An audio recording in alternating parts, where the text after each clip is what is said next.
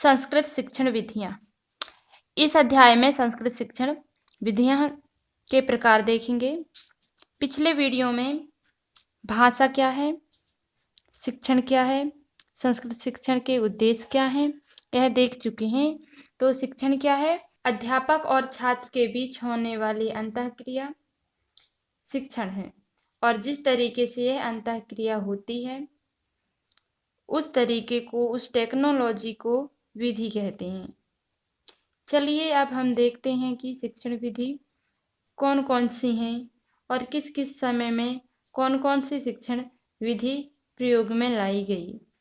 Exam की दृष्टि से क्या महत्वपूर्ण है दोस्तों, यहाँ पर हमें शिक्षण विधि को 3 भागों में बांटकर पढ़ना होगा ताकि अच्छे से आप समझ पाएं। और यह सेपरेट मूल रूप से 3 भागों में बांट सकते हैं, जिसमें है पहले परंपरागत प्राचीन विधि, जिसे मौलिक विधि भी बोलते हैं, और दूसरी है नवीन आधुनिक विधि, तीसरी है नवीनतम उपागम। तो परंपरागत प्राचीन विधि को मौलिक विधि भी बोलते हैं।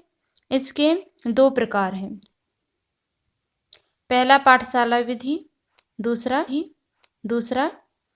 व्याकरणानुवाद।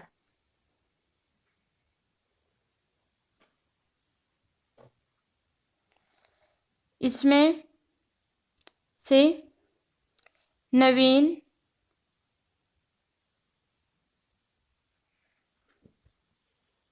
आधुनिक विधियों में से इस प्रकार के प्रकार हैं। तो नवीन आधुनिक विधि के 1 2 3 4 5 6 7 प्रकार हैं। पहला है पाठ्यपुस्तक विधि, दूसरा प्रत्यक्ष विधि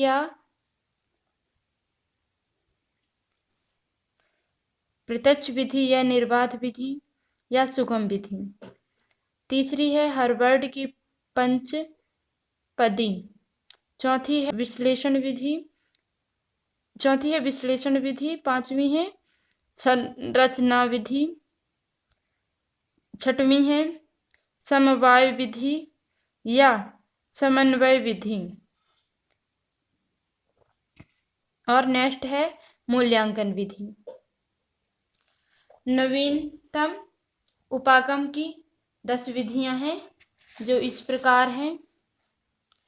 पहली है सूक्ष्म शिक्षण, दूसरी है आगमन उपागम, तीसरी है समस्या समाधान, चौथी है प्रयोजन विधि, और पांचवी है दल शिक्षण, छठवीं है पर्यवेक्षण अध्ययन विधि, सातवीं है कंप्यूटर पर आधारित शिक्षण प्रतिमान, आठवीं है अभिक्रमित अनुदेशन, नौवीं है संग्रथन उपागम, 10वीं है निदानात्मक परीक्षण एवं उपागम शिक्षण।